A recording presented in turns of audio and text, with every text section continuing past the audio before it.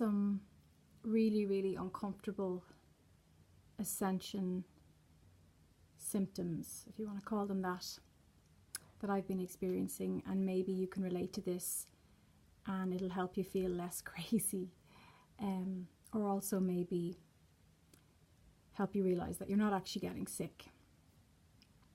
Because I thought I was getting sick, but I'm not sick. It's the late September energies that I talked about. I did mention that as we go deeper into September, Source said to me that to be prepared because things would get a little bit tricky or a little bit uncomfortable. So sore throat was one of the big things, and even now I can feel I'm not talking at my full capacity. I'm not speaking.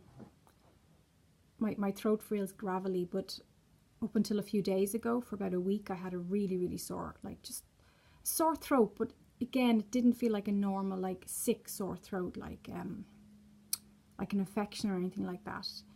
But I could feel that my throat chakra was trying to expand, and there was changes going on that were really uncomfortable. And a lot of people I've been working with have been complaining with sore throats. So you might have a sore throat too. Obviously, if you think it's something like an illness, go get that checked.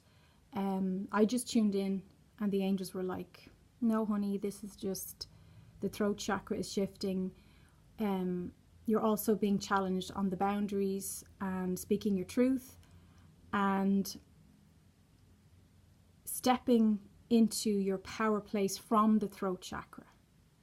So for me, I feel on my particular path, and if you're here watching this, it's probably information and guidance for you too, because like attracts like.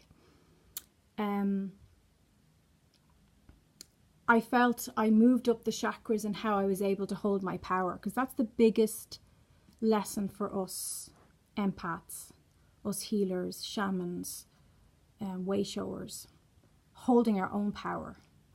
And I think you start from the ground up. So you learn to hold it from the primal, from the base chakra, then you move into the sacral chakra, then you move up into solar plexus, into the heart. And I feel like now I'm trying to learn and I'm working through and anchoring my power, being able to hold that space from the throat chakra. And that's why it's kind of crackly and uneasy and a bit uncomfortable at the moment. It was very uncomfortable during the week, and I had I had crazy temperature changes in my body. Like I would be boiling, like feverish hot, and then I would be really cold. And again, I didn't get sick. I'm years, absolutely years since I was a child, but especially in the last 10 years, adapting to these frequency shifts and downloads. And there's so much going on for us super sensitives. For, if you're a psychic super sensitive, there is so much going on when these energy shifts hit us. And at the moment, that's what's going on. We are actually we're going through a shift now as we enter into later September. So another thing, so apart from the throat, and also, so speaking your truth, but light language as well. I've been singing and speaking light language since I was a child. Light language is a frequency code that helps to express source energy, the God force energy, and it's very healing, it's very transforming. Toning is another way to say it. You can look that up. So another thing was completely disorganized sleep patterns. Just couldn't sleep for like 3 nights in a row. Waking up then at 4 a.m, having crazy dreams. Again, stepping into different timelines, working out, healing old timeline, pain, hurt, anger, fear, a lot of fear. Do be aware that fear is a frequency that can be put out into the mainstream by outside influences that do not serve you and do not have your highest joy and good at heart. And remember that fear is a thing. It is something that you had the free will to interact with or not. So you can choose to let go of your fear. You can choose to work through it. You can choose to choose love. You can choose love over fear, which is the opposite frequency, and they cancel each other out. So you get to choose love or fear. So personally, that really brought up some of my PTSD symptoms. Waking up during the night after really horrific nightmares, my heart pounding, sweating, just feeling really run down and tired.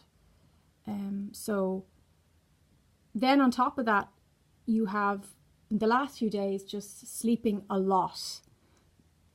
The need to rest the body while we recalibrate, while we anchor in these new downloads and information and new thought structures and thought patterns, and being able to sleep in when you can and allowing yourself that and not feeling any guilt. The need to have extra sleep, way more than your average person. And I'm totally fine with that. Again, years and years ago, I would have, beat myself up over that. I don't anymore, because I know that it's just part of this, the ascension and my soul ascending to be my best fifth dimensional self that I can be. So when I can, especially after not being able to sleep and then things balancing out, but then swinging the other way to having to sleep extra. And Lisa Transcendence Brown, she's a channel here on YouTube. I highly recommend her if you haven't looked at her stuff.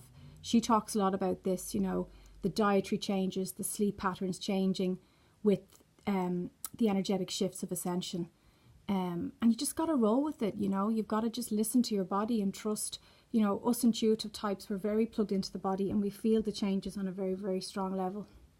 My hair is still wet. I have to blow dry it, but I wanted to get this message out to you because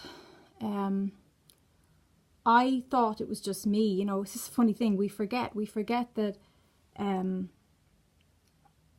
that we are energetic vibrational beings, and that when there are these shifts going on, some of us will really take the brunt of it and anchor in those energies on behalf of the whole collective.